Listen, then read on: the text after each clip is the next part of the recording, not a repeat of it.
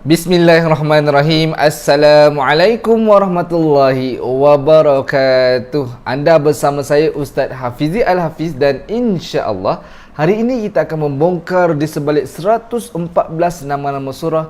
Kita akan membincangkan surah Al-Fathu. Sama-sama kita dengarkan.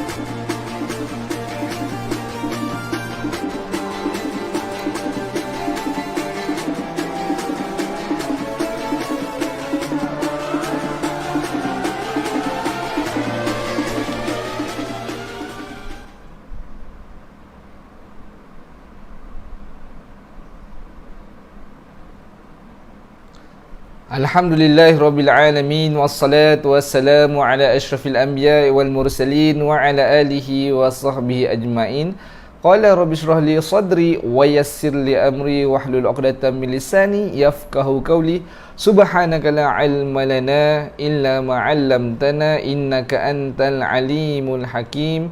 Wala haula wala quwwata illa billahil aliyul azim. Amma ba'd. Sekali lagi assalamualaikum warahmatullahi wabarakatuh. Alhamdulillah, bersyukur kepada Allah Subhanahu wa taala kerana pada pagi Sabtu yang mulia ini, yang kita rasakan pagi ini merupakan satu peluang dan ruang oleh Allah Subhanahu wa taala memberikan peluang untuk kita hidup.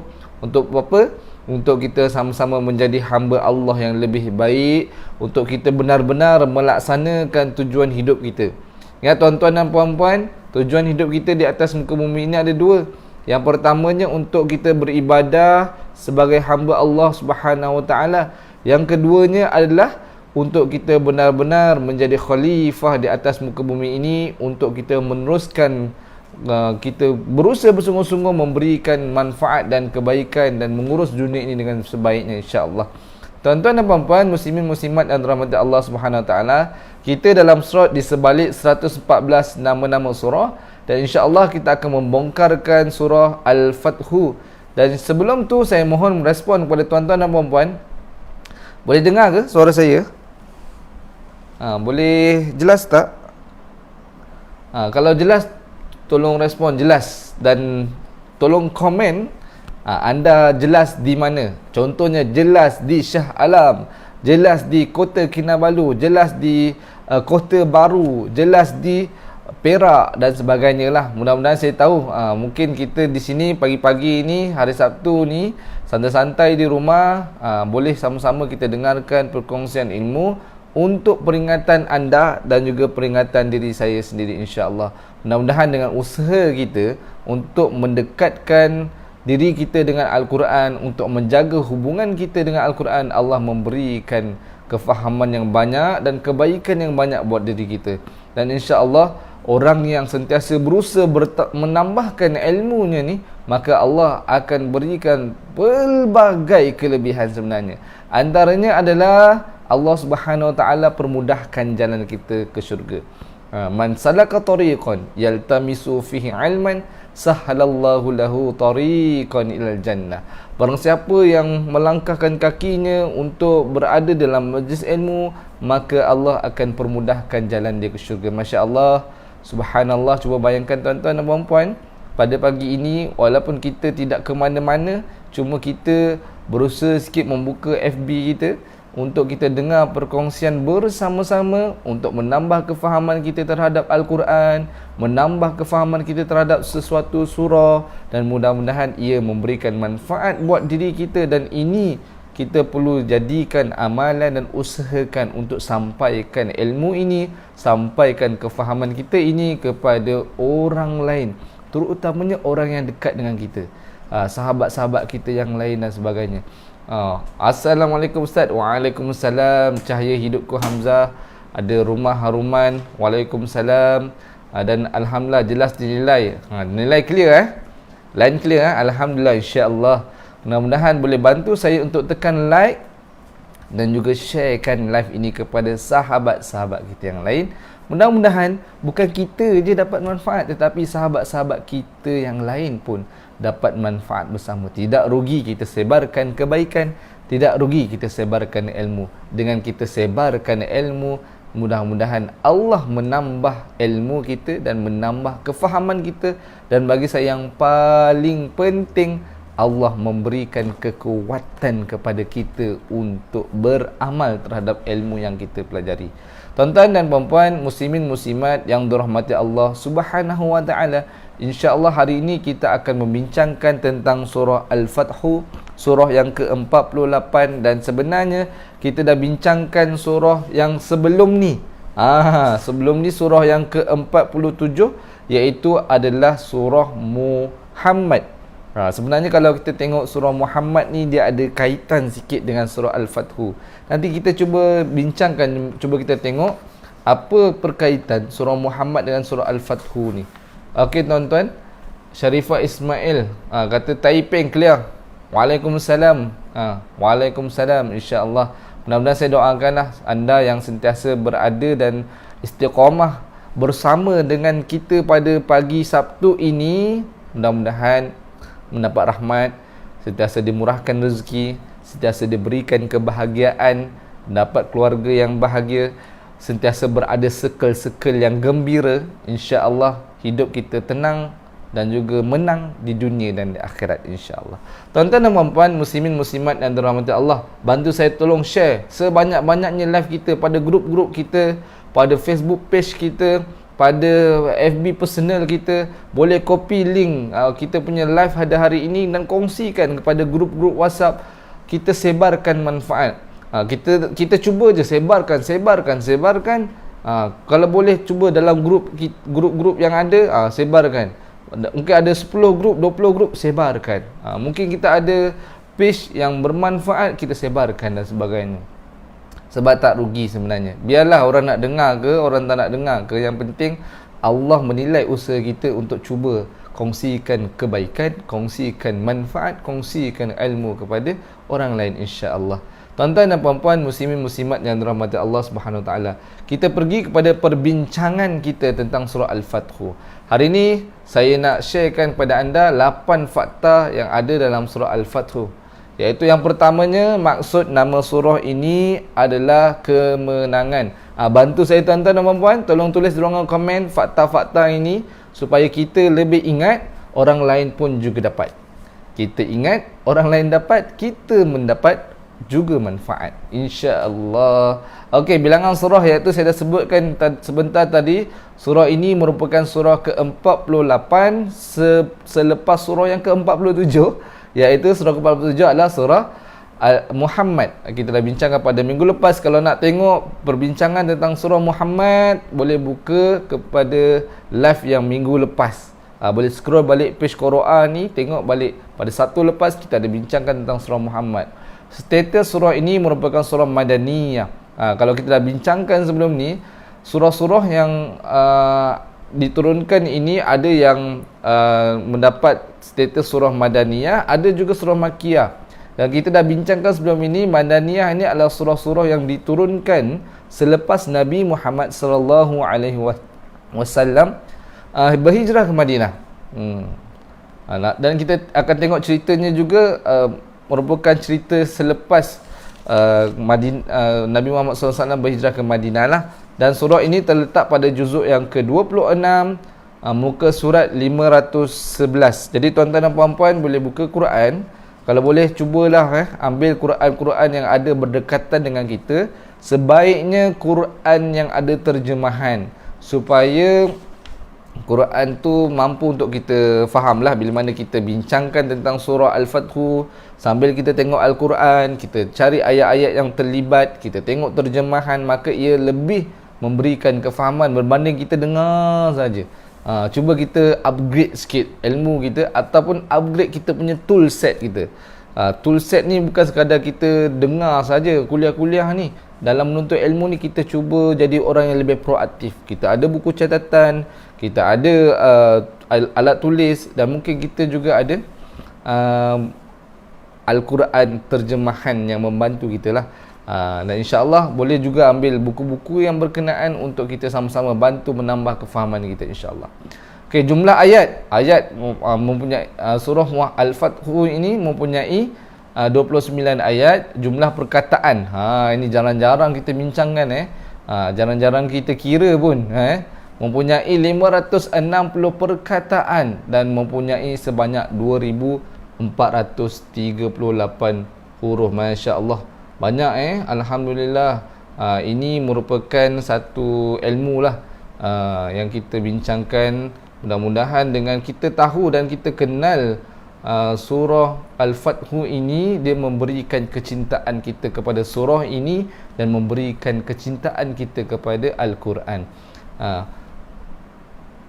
Puan Saudah kata betul, surah Madaniyah ni adalah surah yang diturunkan selepas Nabi Muhammad SAW hijrah ke Madinah. Masya Allah. Terima kasih atas perkongsiannya itu, tulisannya itu. InsyaAllah itu 8 fakta.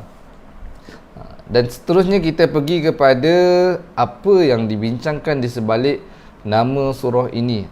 Ini kalau kita boleh tengok, dan siapa yang ada buku di sebalik 114 nama-nama surah ini, bolehlah buka muka surat 104. Kat situ ada dibincangkan tentang surah Al-Fathu. Surah ini menceritakan tentang apa? Mari kita tengok sama-sama lah. Okey, kalau kita tengok dalam buku ini, surah ini dinamakan Al-Fathu kerana Allah Subhanahu Wa Taala memberi berita gembira kepada orang yang beriman dengan kemenangan selepas pulang daripada perjanjian Hudaibiyah. Selepas turunnya ayat yang pertama ini, Rasulullah sallallahu alaihi wasallam sabda, "Laqad anzilat 'alal laila surah wa hiya ahabbun ilayya minad dunya wa ma fiha." Telah diturunkan kepada aku malam ini satu surah yang lebih aku suka daripada dunia dan apa yang terkandung di dalamnya. Diriwayatkan oleh Syekhani, At-Tirmizi dan Al-Hakimi dari Anas. Bayangkan surah ini sebenarnya dia memberikan satu berita gembira lah kepada orang-orang yang beriman ni. Setelah kita baca lah kisah perjanjian Hudaibiyah ni, satu perjanjian yang dirasakan satu perjanjian yang berat sebelah. Kalau kita tengok, hal ini berlaku pada 7 Hijrah, setelah Nabi Muhammad SAW pulang dari perang Ahzab. Pertarungan kaum muslimin dan juga musyrikin Mekah sebenarnya berada dalam satu tahap yang sangat memuncak sebenarnya.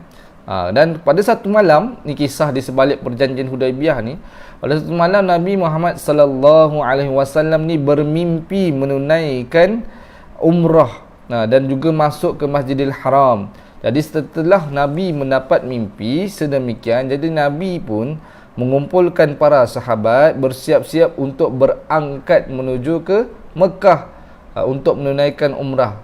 Sebenarnya, dan bukannya mereka untuk berperang, tidak. Mereka memakai ihram untuk menunaikan umrah. Namun bila sampainya di Hudaibiyah, ni dapatnya apa berkaitan perjanjian Hudaibiyah ni? Hudaibiyah adalah nama tempat. Tolong tulis kat komen. Hudaibiyah adalah nama tempat.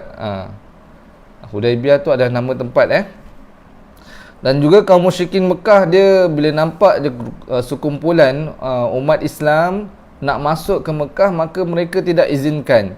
Mereka tidak izin orang-orang Islam Muslim ini masuk ke Mekah. Jadi kat situlah Rasulullah sallallahu alaihi wasallam telah memutuskan untuk membuat satu perjanjian damai dengan kaum musyrikin Mekah yang dikenal pasti sebagai perjanjian Hudaibiyah. Dia perjanjian damai dan menurut sahabat-sahabat yang ada pada ketika itu, apa perkara-perkara yang terkandung dalam perjanjian Hudaibiyah ni sebenarnya dia merugikan umat Islam.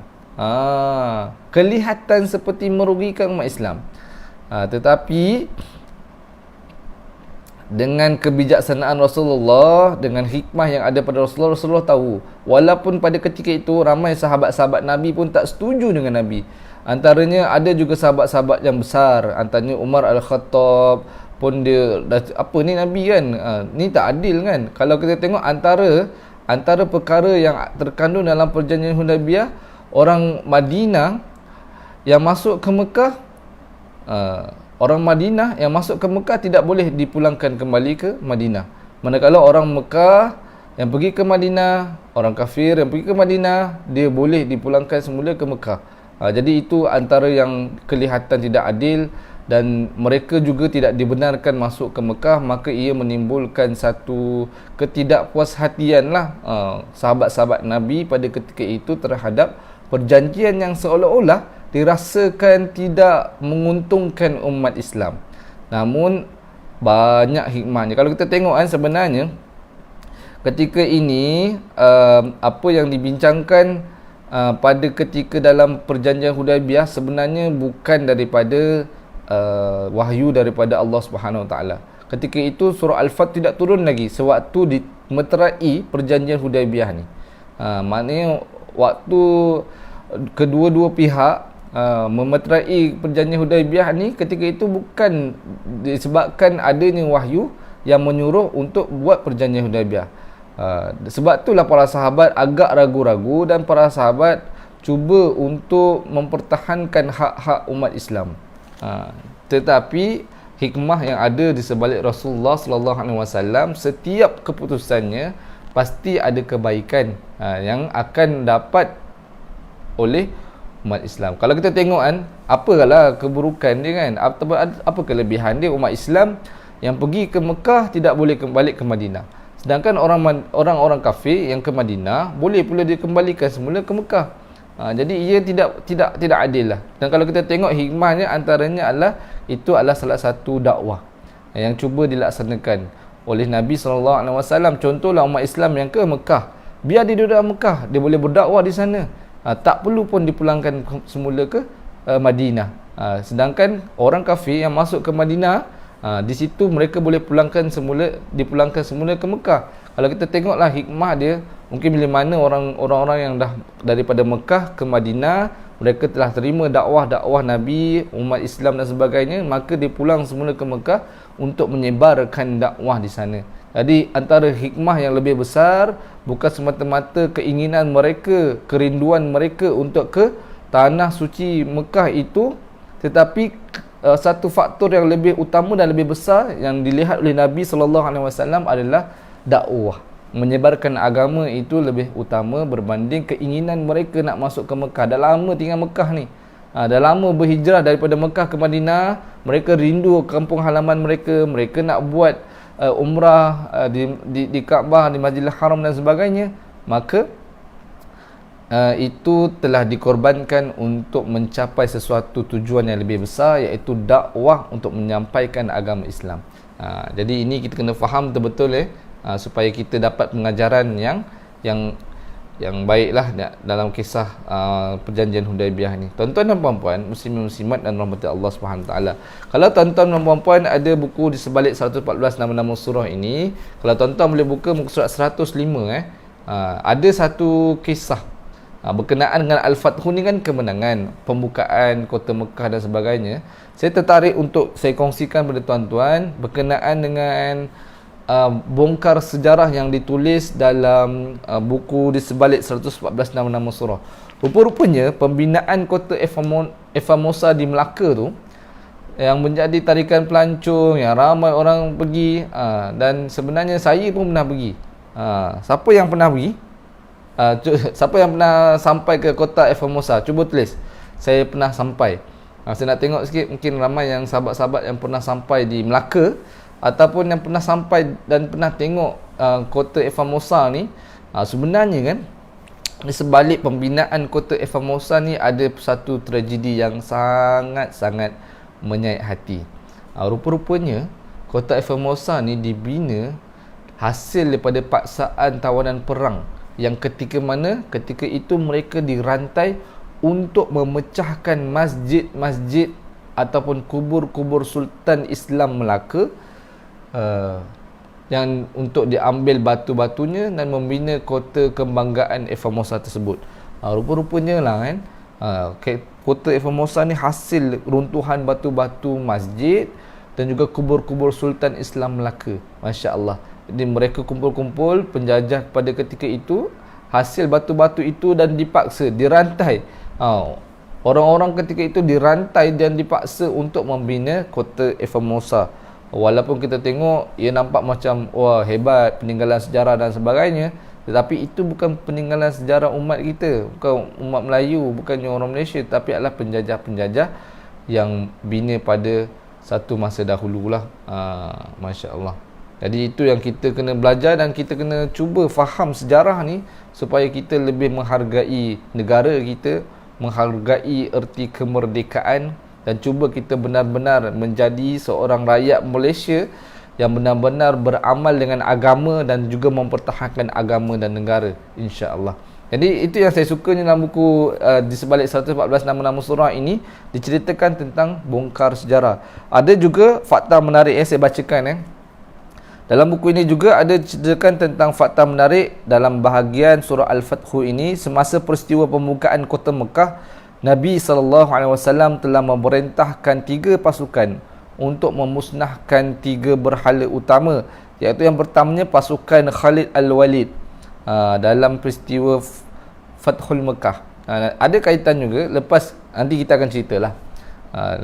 Lepas perjanjian Hudaibiyah dan sebagainya, maka bila mana umat Islam telah dibenarkan masuk kota Mekah, maka di situ sewaktu pembukaan kota Mekah, maka Nabi membahagikan 3 pasukan untuk memusnahkan 3 berhala yang terbesar pada ketika itu yang berada sekitar Kaabah. Iaitu yang pertamanya pasukan Khalid Al-Walid yang memusnahkan berhala Al-Uzza.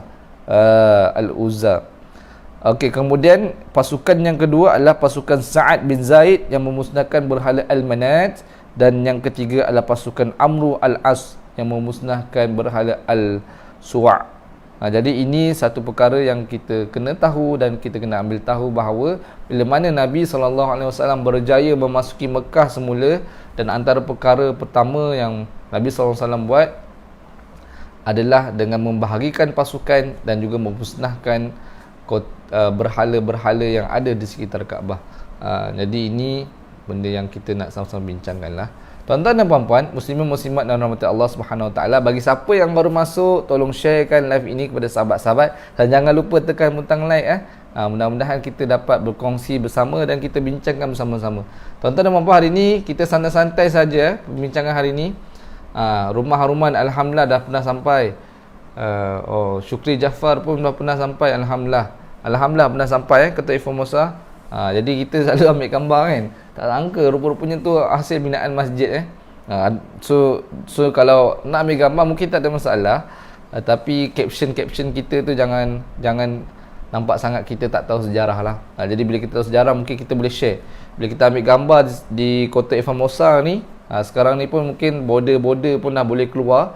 Boleh pergi melawat sana, tengok. Dan kita pun boleh buat caption. Ini gambar saya di kota Formosa. Rupa-rupanya dalam buku sebalik 146 surah ini ada diceritakan tentang fakta tentang kota Formosa yang rupa-rupanya pembinaan dia ni adalah daripada runtuhan batu-batu masjid dan juga kubur-kubur umat Islam, sultan-sultan Islam pada ketika itu, dan akhirnya itulah batu yang digunakan untuk membina kota Formosa. Masya Allah. Jadi kita boleh buat satu tazkirah lah, peringatan-peringatan ataupun kisah-kisah di sebalik itu supaya dapat manfaat bersama sahabat-sahabat yang lain boleh mendengar, insya-Allah. Okey tuan-tuan dan puan-puan, muslimin muslimat dan rahmat Allah SWT. Okey, kita nak tengok nama surah ini sebenarnya ada pada salah satu surah ataupun salah satu ayat yang ada dalam surah ini, iaitu ayat yang pertama. Kita akan tengok ayat pertama ni dalam surah Al-Fathu. Ada diletakkan nama surah ini, iaitu kalau kita tengok ayat tersebut bunyi a'udzubillahi minasyaitonirrajim, inna fatahna laka fatham mubina. Maksudnya sesungguhnya kami telah membuka bagi perjuanganmu wahai Muhammad satu jalan kemenangan yang jelas dan nyata. Ini boleh tolong tulis dekat ruangan komen. Nama surah ini ada disebut pada ayat yang pertama. Nama surah ini ada disebut pada ayat yang pertama. Sebab tu kalau kita perasan, selain daripada ayat yang pertama ini, dalam surah ini ada disebutkan perkataan Al-Fathu sebanyak 4 kali sebenarnya. Cuba cari. pada ayat keberapa, ni saya bagi task sikit lah, mungkin ujian sikit ataupun latihan sikit. Kita cuba tengok selak-selak sikit daripada muka surat 511 ni. Ada disebutkan perkataan Al-Fathu sebanyak 4 kali dalam surah ini. Tolong tulis pada ayat keberapa, cuba cari. Dan sebenarnya ia tak disebut pun perkataan-perkataan Al-Fathu di surah-surah yang lain dalam Al-Quran lah.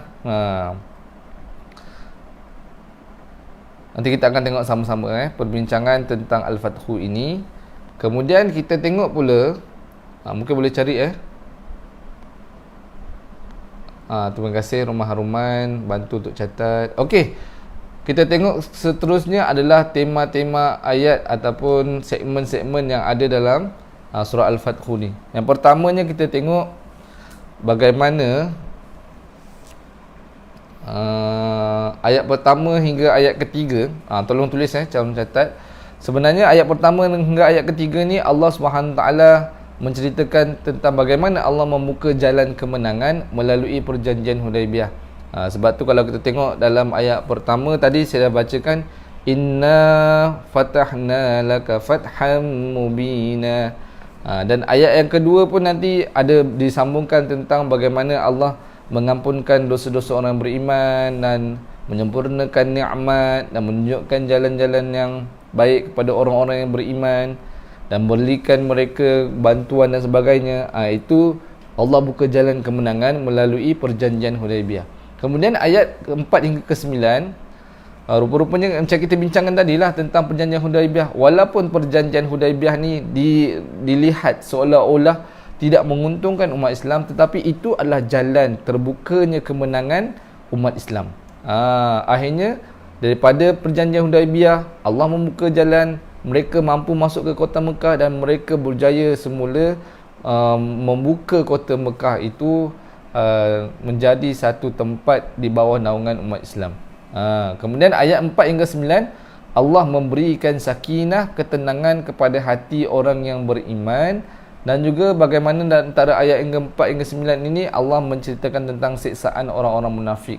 Jadi orang-orang munafik ni antaranya adalah mereka yang seolah-olah kelihatan seperti orang Islam, seperti orang yang beriman, tetapi mereka tidak beramal pun dengan agama. Malah mereka ni adalah menjadi antara golongan-golongan yang akan merosakkan dan menjatuhkan umat Islam. Betapa kalau kita lihat dalam sejarah umat Islam pada lipatan sejarah daripada zaman Nabi Muhammad SAW, kebanyakan mereka yang merosakkan umat Islam, yang menghancurkan umat Islam adalah golongan-golongan munafik. Sebab tu kita kena hati-hati dengan golongan munafik. Sehinggalah hari kiamat saat ini dan masa-masa akan datang, pasti ada golongan-golongan orang munafik yang sentiasa cuba untuk merosakkan dan memusnahkan umat Islam. Jadi sebab tu kita kena berhati-hati. Pesanan-pesanan yang diberikan dalam Al-Quran tentang orang munafik, kita perlu ambil tahu dan kita perlu jadikan pengajaran. Kita perlu kaji tentang apa orang munafik akan buat, bagaimana modus operandinya. Jadi kalau kita benar-benar mengkaji Al-Quran, maka kita akan dapat mengelakkan diri kita daripada terpengaruh dan dipengaruhi oleh orang-orang munafik. Dan kita takut sebenarnya bila mana orang munafik ini cuba mempengaruhi umat Islam, kita takut kita ni sebenarnya sedang berusaha untuk merosakkan umat Islam itu sendiri. Kita sedang berusaha untuk menjatuhkan agama Islam itu sendiri. Na'udzubillah min zalik. Jadi ini kita kena kaji Al-Quran. Banyak dalam Quran, ayat-ayat yang lain juga menceritakan tentang orang-orang munafik. Dan juga apa balasan orang munafik ni.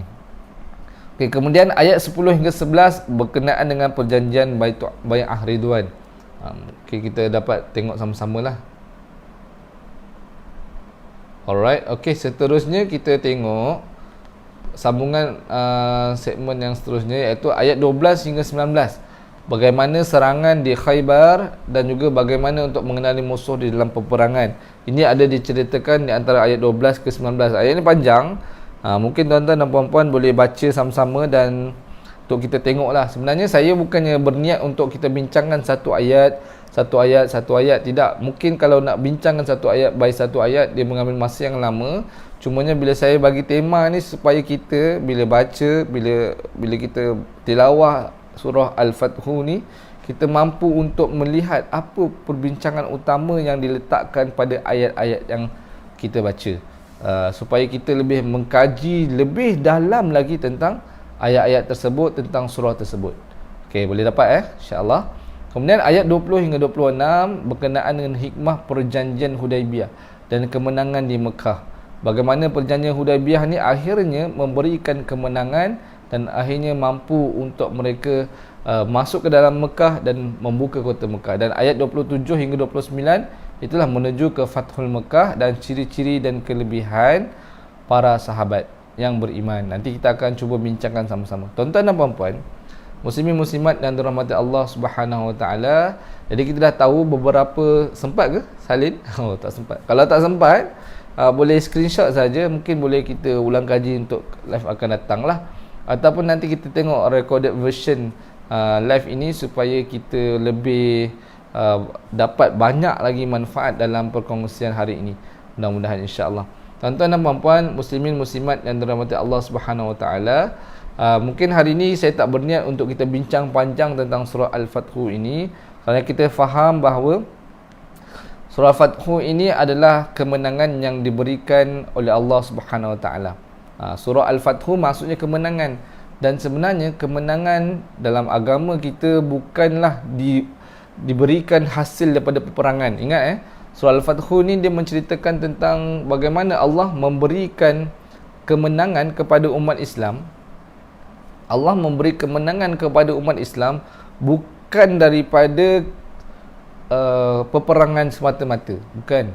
Maknanya Islam, kalau kita tengok Islam je, berperang. Islam je teroris dan sebagainya. Tidak. Sebenarnya dalam agama Islam, kemenangan yang sebenar datang bukan daripada peperangan, tetapi daripada kebijaksanaan, hikmah, diplomasi, ruang dialog antara umat Islam dengan juga musuh. Dan itulah cuba dibuktikan dalam surah Al-Fathu. Dan surah Al-Fathu ni jelas membuktikan Islam ini sebenarnya mendefinisikan kemenangan apabila wujudnya ruang dialog, diplomasi, perbincangan, dan akhirnya hasil itu disepakati, mengelakkan perbalahan, mengelakkan peperangan, dan akhirnya umat Islam berjaya diberikan kemenangan dalam hasil diplomasi dan juga perbincangan ruang dialog tersebut. Sebab tu kalau kita ni orang yang hebat, orang yang kuat, bukannya orang yang hebat bergusti. Hadis Nabi kan mafhumnya, bukan orang yang hebat bergusti, yang paling terror, bersilat, bertumbuk dan sebagainya. Tetapi orang yang paling hebat, orang yang paling kuat adalah mereka yang mampu menahan marah ketika mana dia ingin marah. Cuba bayangkan, kita dah marah ni. Mungkin anak kita buat masalah, mungkin ada jiran kita, mungkin pasangan kita, mungkin ahli keluarga kita ada buat sesuatu yang sepatutnya kita kena marah. Terambil barang kita, terosakkan barang kita dan sebagainya. Tapi kalaulah kita ni benar-benar orang yang kuat, maka kita perlu tahan marah. Sebab apa kita kena tahan marah ni? Dalam hadis Nabi SAW, la taghdab, la taghdab. Nabi cakap la taghdab 3 kali. Walakal jannah. Kemudian kita akan masuk syurga. Orang yang menahan marah ni, orang yang cuba menahan keinginan marah ni, Allah menjanjikan syurga bagi mereka. Masya Allah. Cuba bayangkan orang-orang yang marah, orang yang cuba menahan kemarahan, inilah orang yang diberi kemenangan, dan sebenarnya mereka lah orang-orang yang kuat. Walaupun pada zahirnya mungkin kita nampak lemah, kita nampak down, tapi kita mampu bersabar, mampu menahan marah. Sebenarnya kita lah orang yang kuat. Kita mengalah bukan bererti kita kalah, tetapi kita mengalah sebab kita nak mengharapkan redha Allah, kita nak mengharapkan syurga Allah Subhanahu Wa Taala. Hasil dengan bersabar, hasil dengan menahan marah, insya-Allah. Jadi tuan-tuan dan puan-puan, muslimin muslimat dan rahmat Allah, kita pergi ke pengajaran surah Al-Fathu. Hari ini saya nak membawa satu saja pengajaran yang boleh kita ambil daripada surah ini. Satu saja.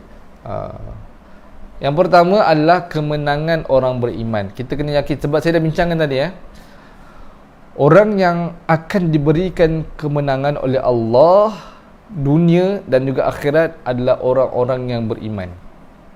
Itulah yang kemenangan, kejayaan yang hakiki. Kita dah bincangkan sebelum inilah banyak ayat-ayat yang menceritakan tentang kejayaan umat Islam. Kalau kita tengok Kejayaan kita bukan diukur dengan sejauh mana kita ada duit yang banyak, ataupun sejauh mana kita punya bisnes berkembang pesat, ataupun sejauh mana kita punya kedudukan jawatan kita tinggi dalam syarikat dan sebagainya, ataupun kita mempunyai rumah yang mewah, kereta yang besar, rumah yang besar, apa lagi, motor yang besar, pasangan yang besar bukan, pasangan yang cantik, yang handsome dan sebagainya, semuanya kita ada. Tapi itu bukan kayu ukur sebenar kemenangan, kejayaan di sisi Allah Subhanahu Wa Taala. Okey, kalau tuan-tuan dan puan-puan nak tahu apa kayu ukur sebenar kejayaan ataupun kemenangan hakikilah yang diletakkan oleh Allah Subhanahu Wa Taala dalam Quran, tolong catat dalil ni pada surah Ali Imran. Pada surah Ali Imran ayat 185.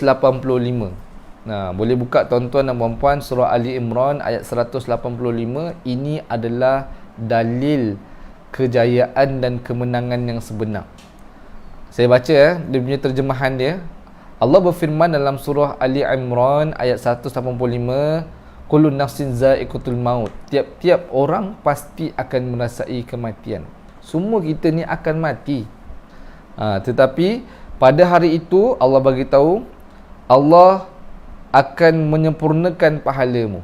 Pada hari kiamat tu, pada hari kematian tu, Allah akan menyempurnakan pahalamu.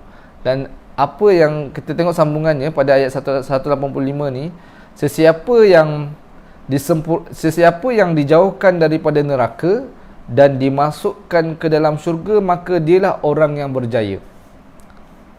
Faqad faz. Siapa yang Allah selamatkan mereka dari neraka dan masukkan dia ke dalam syurga, maka dialah orang yang berjaya. Jadi tolong tulis kat ruangan komen tuan-tuan, orang yang berjaya, orang yang betul-betul menang adalah mereka yang Allah selamatkan dari neraka dan Allah masukkan ke dalam syurga. Sekiranya kita ada harta, tapi harta tu tak selamatkan kita daripada neraka dan tidak boleh menjadi asbab untuk kita masuk syurga, maka ia tak bererti apa-apa. Kalau kita ada pasangan, ada rumah yang besar, ada harta yang banyak, ada jawatan yang tinggi, ada anak yang ramai, tapi kita tak berusaha pun nak jadikan setiap apa yang kita ada tu asbab untuk kita masuk syurga, untuk menyelamatkan kita dari neraka, maka ia tak bererti apa-apa. Islam bukan anti kekayaan. Islam bukan menghalang umatnya ataupun menggalak umatnya menjadi orang yang miskin, menjadi orang yang biasa-biasa, menjadi orang yang tidak ada jawatan, tidak. Tetapi Islam mengajar kita untuk jadi orang yang kaya tetapi memberi manfaat kepada orang. Orang yang ada jawatan tetapi jawatannya dipegang dan dilakukan amanah sebaik-baiknya. Atikah Ma'amin. Oh, saya kenal selamat dari neraka dan masuk syurga. Allah Akbar. InsyaAllah. Puan Atikah Ma'amin dari Jenjarum. InsyaAllah. Terima kasih kerana kongsikan. Dan itu kita kena sematkan diri kita. Tak kisahlah apa jua yang kita buat. Ada mungkin ramai di sini yang bekerja makan gaji, mungkin ada yang bisnes dan sebagainya. Niatkan pertama ni, kita buat kerana Allah, kita buat redha Allah, kita nak berikan manfaat kepada orang, kita benar-benar nak selamatkan diri kita, keluarga kita daripada neraka, dan kita nak masuk dalam syurga Allah SWT. Itulah kejayaan sebenarnya. Itu yang kita kena kejar tu. Benda tu yang kita kena kejar. Dan sebenarnya kalau kita tengok pada ayat 185 ni, Allah dah terangkanlah kenapa kejayaan sebenar adalah kejayaan di akhirat. Allah bagi tahu kehidupan di dunia hanyalah satu kesenangan yang menipu daya kita. Bacalah ayat 185 surah Al-Imran ni, nak bagi tahu sebenarnya yang kita kejar-kejar di dunia ni, kalau kita letakkan niat kita semata-mata dunia, maka ia adalah satu perkara yang menipu daya. Sebab kita kejar dunia, kita takkan pernah rasa puas. Kita takkan rasa pernah, oh cukuplah aku dah ada banyak sangat dah ni, dah cukup. Bila kita ada 10, kita nak 100. Bila kita dah ada 100, kita nak 1000. Bila kita dah ada 1000, kita nak 1,000,000 dan sebagainya. Maka benda tu yang kita sentiasa kejar dan kita takkan pernah sepuas. seolah-olah dunia ini, para ulama ibaratkan kita seperti minum air laut. Kan kita haus, kan? Haus. Tapi bila kita haus, kita minum air laut, apa akan jadi? Apa akan jadi? Haus tu takkan hilang, malah kita akan bertambah haus. Sebab apa? Air itu air masin, jadi dia akan lebih dehydratedkan air yang ada dalam badan kita. Begitu juga dengan dunia ni. Semakin banyak kita mengejar dunia, mengambil dunia, maka kita takkan pernah rasa puas. Sama juga kita minum air laut. Semakin banyak kita minum air laut, kita akan semakin haus, tak rasa puas pun. Jadi itulah yang kita kena cuba setkan dalam diri kita, hati kita, minda kita bahawa dunia ini tidak salah untuk kita kejar. Pastikan dunia ini kita gunakan untuk akhirat. Sebab tu Allah banyak, kita dah selalu pernah dengar kan, ad-dunya mazra'atul akhirah. Dunia ni tempat untuk kita bercucuk tanam untuk akhirat. Maksudnya kalau orang petani kan, dia bercucuk tanam untuk dapatkan hasilnya. Tapi kalau kita ni, dunia ni adalah tempat bercucuk tanam untuk kita buat amalan, dan hasilnya kita akan tuai di akhirat. Apa sahaja kita buat, niatkan untuk akhirat. Apa sahaja kita buat, niatkan untuk akhirat. Apa sahaja, insya-Allah pasti Allah akan berikan kejayaan, kemenangan. Dan hari ini saya nak cuba untuk kita bongkarkan apa orang beriman akan dapat kalau kita benar-benar usahakan diri kita jadi orang beriman yang sentiasa taatkan Allah, berusaha bersungguh-sungguh meninggalkan segala larangannya. Dan Allah sangat-sangat kasih dan cinta kepada orang-orang yang beriman. Kalau kita tengok dalam surah Al-Fathu ni, saya nak bongkarkan ada sekurang-kurangnya ada 12 perkara yang orang beriman akan dapat dalam surah ini saja. Okey, yang pertamanya ayat 1 hingga 2, apa yang orang beriman akan dapat adalah diampunkan dosa. Dalilnya pada ayat yang kedua. Kalau kita tengok bagaimana Allah menyebut inna fatahna laka fatham mubina liyaghfira lakallahu ma taqaddama min dhanbik. Tengok ayat kedua tu. Wa ma ta'akhkhar. Sambungannya kan. Sesungguhnya kami telah berikan kepadamu kemenangan yang nyata supaya Allah ampunkan kepadamu terhadap dosa-dosamu yang telah lalu dan yang akan datang. Orang yang beriman ni, yang benar-benar memperjuangkan agama Allah, yang menegakkan agama Allah dalam diri mereka, keluarga mereka, benar-benar menjadikan seluruh kehidupan mereka ni satu sistem beriman, adalah salah satu fadilat dia, ganjarannya Allah akan mengampunkan dosa kita. Ya Allah, bukan dosa kita yang lalu je ataupun yang tengah kita buat sekarang ni, tapi dosa akan datang. Orang beriman ni dia bukan untuk diri dia saja, tapi untuk keluarga dia, untuk umat Islam, untuk masyarakat. Dia sentiasa cuba untuk memperjuangkan agama. Itu yang penting. Yang pertama itu pada ayat 1 hingga ayat kedua. Ayat kedua pula dalam ayat yang sama, kelebihan yang kedua orang beriman akan dapat adalah Allah akan sempurnakan nikmat. Wa yutimma ni'matahu 'alaik. Wa yutimma ni'matahu 'alaik. Sama juga dalam surah Ali Imran tadi ayat 185, Allah menyempurnakan pahalanya.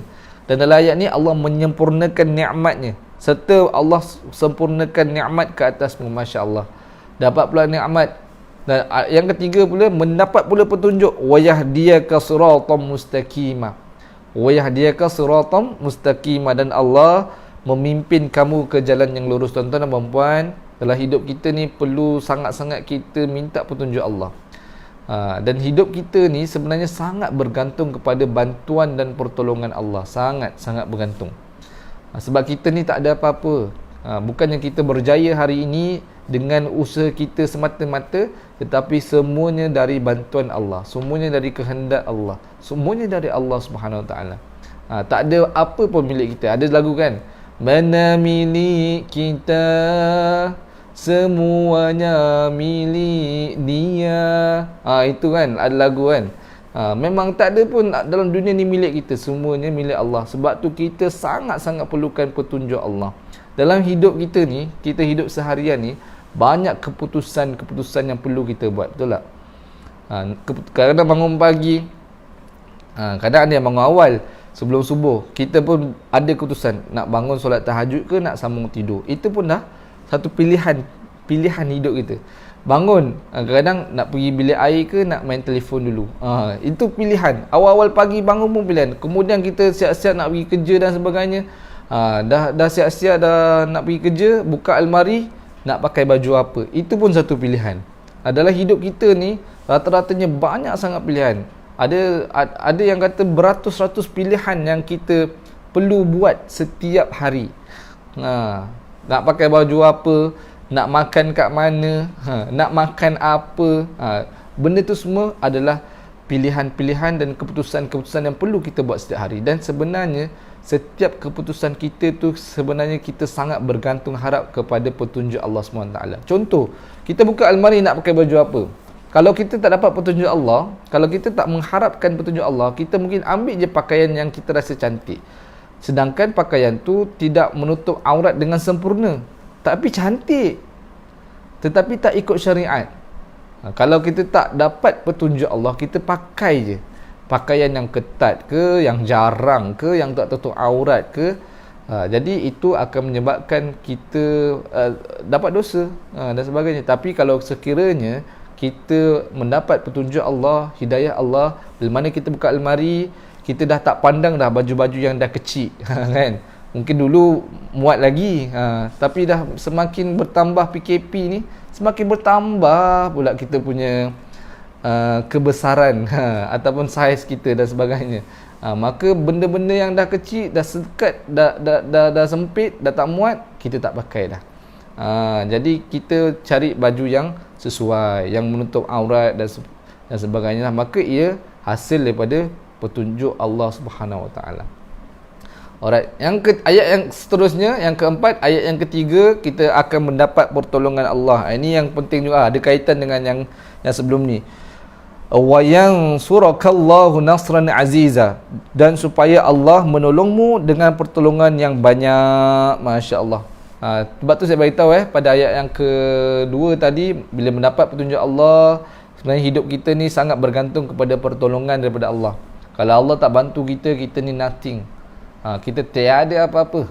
Tak ada apa yang mampu kita buat. Semuanya daripada Allah Subhanahu Wa Taala. Mintalah pertolongan Allah, walaupun sekecil-kecil perkara.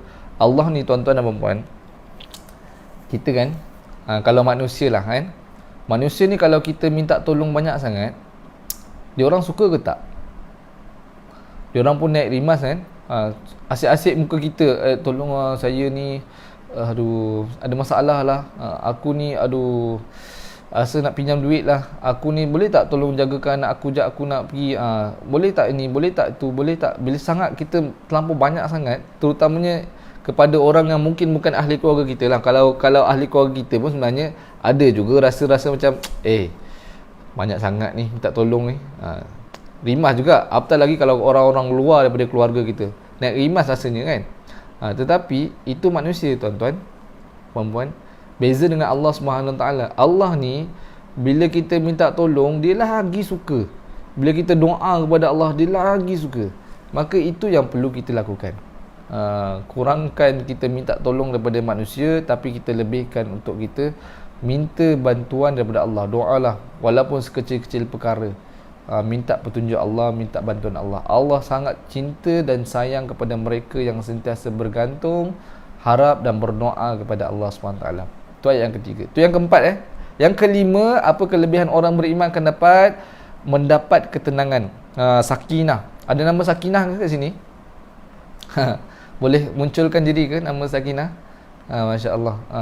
Sakinah ni, siapa yang nama sakinah ataupun ada kawan-kawan sakinah, bagi tahu kawan anda, sakinah tu maksudnya ketenangan. Mungkin kalau ada kawan-kawan nama sakinah, cuba tengok balik muka dia. Patutlah aku tengok muka dia ni tenang je kan. Hati kita pun tengok dia pun tenang je. Rupanya maksud nama sakinah tu ketenangan. Sakinah itu adalah ketenangan. Dan orang yang beriman ni Allah akan berikan dia hati dia tenang, sentiasa tenang.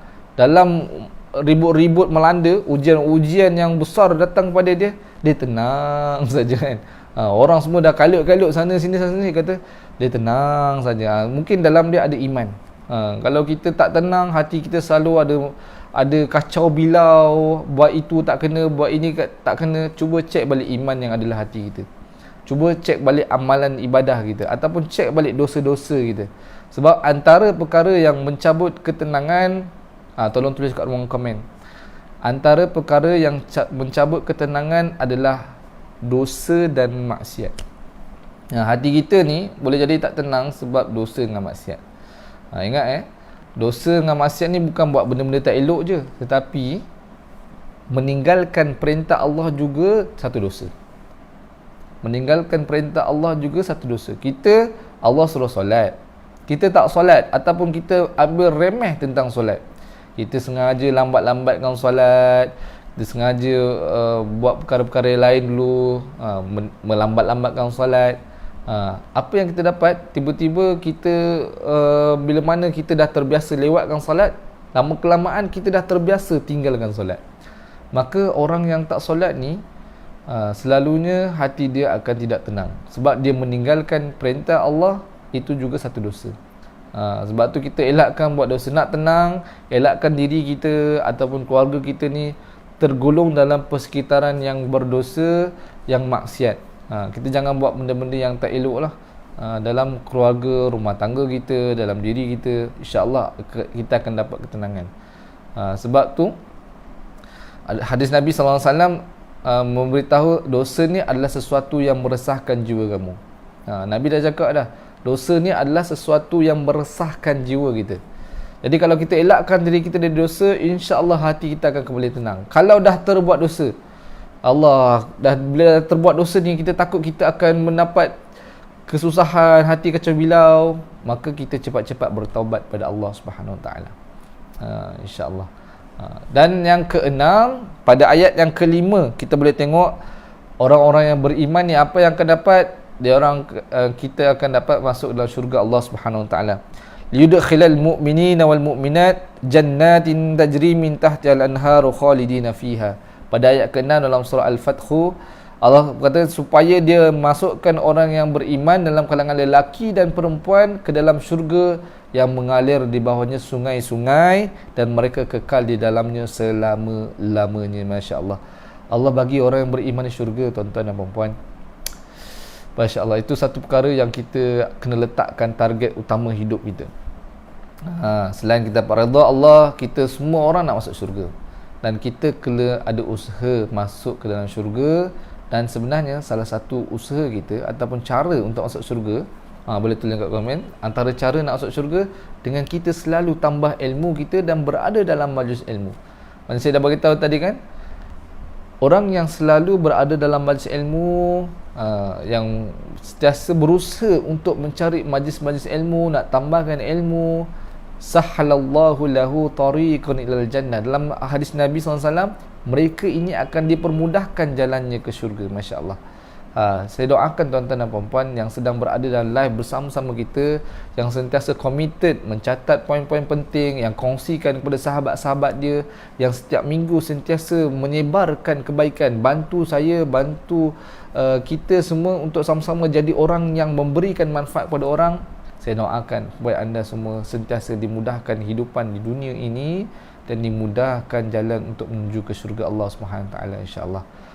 Jalan ke syurga ni tuan-tuan dan puan-puan, dia bukan satu jalan yang dibentang permaidani merah seolah-olah kita VIP boleh masuk terus macam tu saja. Tidak. Jalan menuju syurga Allah ini sebenarnya satu jalan yang penuh dengan duri-duri dan ujian-ujian yang sangat-sangat susah. Jadi bila mana kita berada dalam majlis ilmu, salah satu usaha kita untuk dipermudahkan segala perjalanan kita menuju syurga Allah Subhanahu Wa Taala. Sebab apa? Apa kaitannya?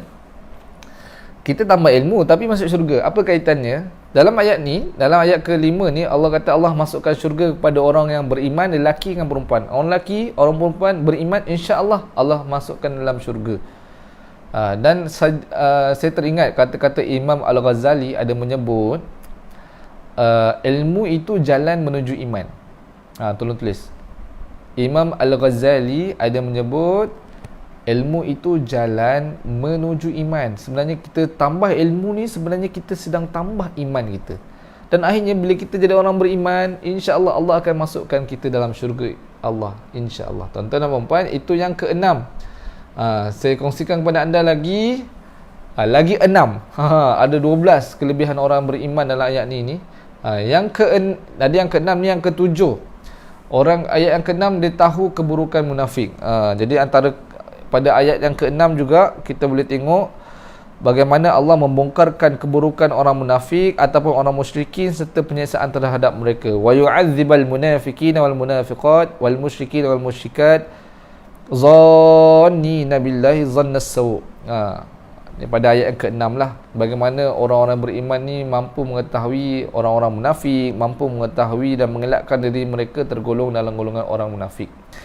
Dan kemudian yang ke-8, kita boleh tengok dalilnya pada ayat ke-18. Tuan-tuan dan puan boleh catat dalil-dalil ni, mungkin boleh tolong tulis kat ruangan komen. Ayat 6 pasal apa, ayat 18 pasal apa, tadi ayat sebelum ni pasal apa, supaya kita senang tengok nanti. Dalil dalam sini kita akan lebih yakin dan percaya dengan apa yang ditulis dan dirakamkan dalam Al-Quran. Ayat ke-18, orang yang beriman Allah akan redha. Laqad radiyallahu 'anil mu'minin. Laqad radiyallahu 'anil mu'minin. Sesungguhnya Allah telah redha terhadap orang-orang yang beriman. Masya-Allah. Tuan-tuan dan puan, bila Allah redha dengan kita ni, apa lagi yang kita harapkan? Apa lagi yang kita harapkan? Keredaan Allah, syurga Allah, rahmat Allah, Masya Allah. Itulah satu perkara yang sangat bernilai. Dan antara nak menjadikan kita ni diredai oleh Allah, tuan-tuan dan puan-puan, kena ingat redha Allah fi ridahil walidain. Keredaan Allah ini juga terletak pada keredaan ibu dan bapa kita. Kita harapkan redha Allah, salah satu jalan utamanya adalah kita perlu usahakan untuk dapat redha ibu dan ayah kita. Ada orang mungkin ayahnya sudah tiada, maka kita harapkanlah kita jadi anak yang saleh, anak yang salihah, yang sentiasa mendoakan ibu dan ayah kita dan sentiasa bersedekahkan amalan-amalan untuk kebahagiaannya di sana. Selagi siapa yang masih ada ibu atau ayah, selagi masih ada masa bersama mereka, luangkan masa dengan mereka. Luangkan masa. Kadang mak dan ayah yang dah tua ni, dia bukan nak sangat pun duit kita, kan? Ialah dia perlukan juga, dia bukan berharap sangat pun duit dia. Kadang orang-orang yang dah tua ni, dia nak guna apa sangat pun duit dia, kan? Keinginan pun dah semakin kurang, dia pun dah mula tak aktif dan sebagainya. Tapi dia harapkan masa bersama dengan anak-anak. Walaupun kadang dia tak cakap pun nak balik, bila dah call tu kita faham-faham lah, dia rindu, dia nak kita balik, nak tengok cucu dan sebagainya. Maka benda tu kita kena sentiasa luangkan masa bersama ibu dan ayah kita selagi mereka masih ada. Dan pastikan kita memberi manfaat, bukan sekadar harta, tetapi manfaat-manfaat lain, terutamanya manfaat akhirat. Mungkin mak ayah kita dulu tak rajin baca Quran, kita ajak dia baca Quran. Mungkin mak ayah kita dulu kurang solat, kita ajak dia solat. Benda-benda macam tu kita kena hidupkan dalam keluarga supaya kita dapat redha ibu bapa. Dan insya-Allah redha ibu bapa tu akan menjemput redha Allah Subhanahu Wa Taala. Harta ni kita boleh cari, kan? Ilmu pun kita boleh gali, tetapi masa bersama dengan ibu bapa sukar untuk kita tukar ganti. Bila dah tak ada nanti baru rasa kita menyesal. Jadi masa yang ada ni manfaatkan sebaiknya. Kalau duduk jauh, manfaatkan teknologi ni. Ada video call, ada macam-macam lah sekarang ni, kan? Manfaatkan masa supaya dengan teknologi ni bukan menjauhkan kita dengan keluarga kita, tetapi menggunakannya untuk dekatkan kita sesama ahli keluarga kita. Ada orang, kan, dekat tapi jauh dengan teknologi. Telefon yang kita ada ni, telefon yang kita ada ni boleh menjadi dan mendekatkan kita sesama keluarga. Tapi sebenarnya kalau kita tak sedar, dia boleh menjauhkan kita antara keluarga juga. Kadang kalau kita perasan, kita duduk dalam ruang tamu sambil tengok TV ataupun kita masa makan dan sebagainya, dalam bila duduk berkumpul keluarga, kan, masing-masing pegang ni telefon, kan. Sedangkan duduk dekat-dekat dah ni, tapi masing-masing dalam dunia tersendiri, dengan anaknya yang pertama, anak yang kedua, anak yang ketiga, dengan maknya, dengan ayahnya, dengan nenek, dengan datuknya, semua pegang benda masing-masing, tak bersembang pun, bersembang dengan orang yang dalam telefon. Masya Allah. Rugi tuan-tuan dan puan-puan. Sepatutnya teknologi yang ada ni guna untuk kita dekatkan kepada orang yang jauh, bukan menjauhkan orang yang dekat. Masya Allah. Kita kena muhasabah lah sama-sama.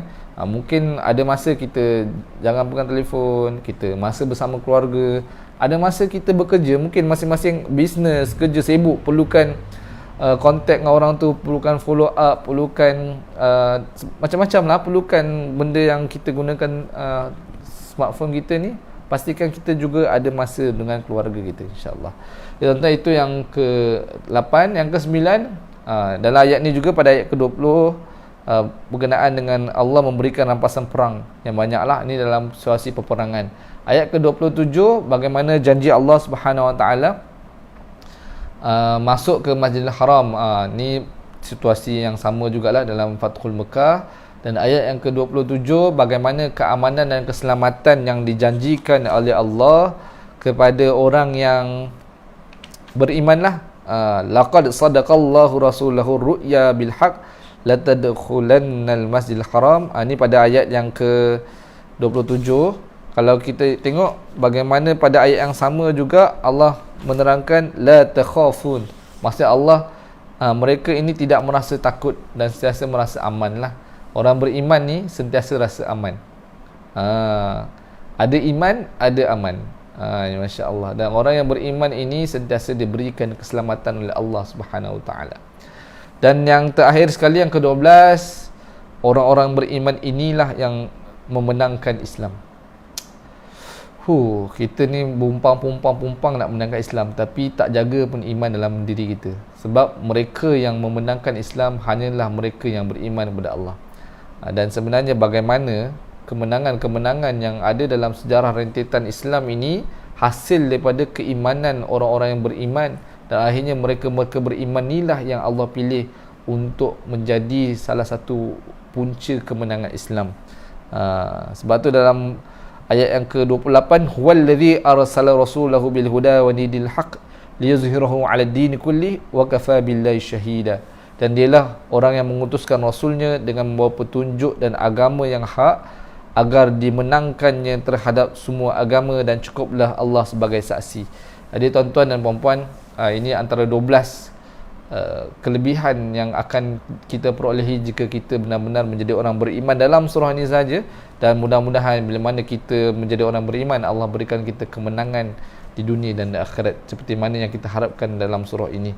Tuan-tuan dan puan-puan, saya nak bagi tahu sebelum saya tamat, saya rasa itu saja untuk kita punya perbincangan hari ini. Mudah-mudahan ada manfaat, dan juga harapnya kita mampu untuk cuba mendalami lagi surah Al-Fathu ni supaya banyak lagi manfaat ataupun pengajaran-pengajaran yang boleh kita sama-sama tadabbur dan juga kita ambil untuk kita jadikan amalan kehidupan kita, insya-Allah.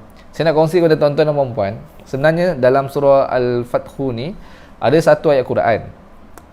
Satu ayat Quran yang satu ayat Quran ni, kalau siapa yang mengajar ilmu Al-Quran ni pasti tahulah, ataupun siapa yang mungkin selalu belajar Quran dia tahu. Dalam surah Al-Fathu ni ada satu ayat Quran. Dalam Quran ni dalam Al-Fathu ni ada satu ayat Quran. Yang satu ayat Quran tu ada mengandungi kesemua huruf hijaiyah. Kesemua huruf hijaiyah. Daripada alif sampai ya. Satu ayat tu ada semua huruf. Semua huruf hijaiyah. Dan kalau tuan-tuan dan puan-puan nak berlatih menyebut makhraj huruf ataupun nak melatih sebutan-sebutan huruf, tolong selalu praktis ayat ni. Ayat yang keberapa? Ayat yang ke-29, ayat terakhir surah ini. Mungkin tolong tulis kat ruang komen. Ayat terakhir 29, ayat yang mengandungi semua huruf hijaiyah daripada alif sampai ya. Ayat ke-29, satu huruf yang mengandungi semua. Dalam Quran ada dua ayat je yang satu ayat mengumpulkan semua huruf hijaiyah. Salah satunya adalah dalam surah Al-Fathu. Muhammadur Rasulullah walladzina ma'ahu asyidda'u 'alal kuffari ruhama'u bainahum. Panjang ayat ni. Dan kalau kita nak tengok terjemahannya pun sangat-sangat bagus. Tarahum ruk'an sujada yabtaguna fadlan minallahi wa ridwana simahum fi wujuhihim min athari sujud. Banyak lagi ayat ni. Sampai bawah lah, sampailah habis, sampailah ke akhir ayat ataupun akhir surah ini. Minhum maghfiratan wa ajran azima. Ayat terakhir ayat ke-29 merupakan satu ayat yang mengandungi ke semua huruf hijaiyah. Boleh selalu baca, selalu praktis, cuba praktikkan. Kalau kita belajar dengan guru-guru cara makhraj huruf, cara sebutan huruf, training dia kat sini. Sebab ini ada semua huruf ada.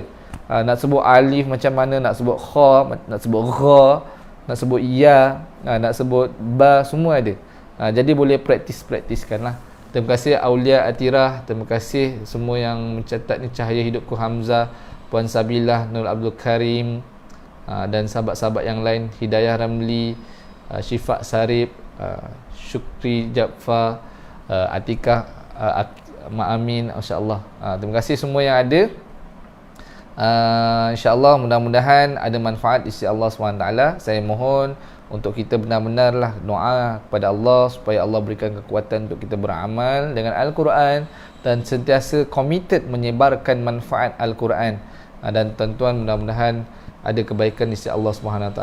Jadi tuan-tuan dan puan-puan, sebelum saya mengundur diri, saya seronok nak ceritakan kepada tuan-tuan yang berminat untuk dapatkan buku sebalik 114 nama-nama surah ini dan juga buku DIY hafaz Quran di rumah supaya kita menjadi orang yang lebih faham Al-Quran. Dan buku ni sebenarnya saya guna untuk kelas dan saya juga guna untuk perkongsian hari ini tuan-tuan dan puan-puan, untuk bantu diri saya dan juga anda, untuk sama-sama kita ni dua-dua berjuang berjuang untuk bersama untuk memaham Al-Quran, insya-Allah. Jadi siapa yang berminat untuk dapatkan buku, kedua-dua buku ini, boleh tinggalkan ruang nombor lah, ataupun boleh tekan link yang disediakan nanti. Ramai juga ejen-ejen ni yang jual, insya-Allah. Mudah-mudahan kita ni mendapat manfaat lah di dunia dan akhirat, insya-Allah. Wallahu alam, yang baik itu dari Allah SWT, yang kurang tu atas kelemahan diri saya sendiri. Kita jumpa lagi pada kelak akan datang. Assalamualaikum warahmatullahi wabarakatuh.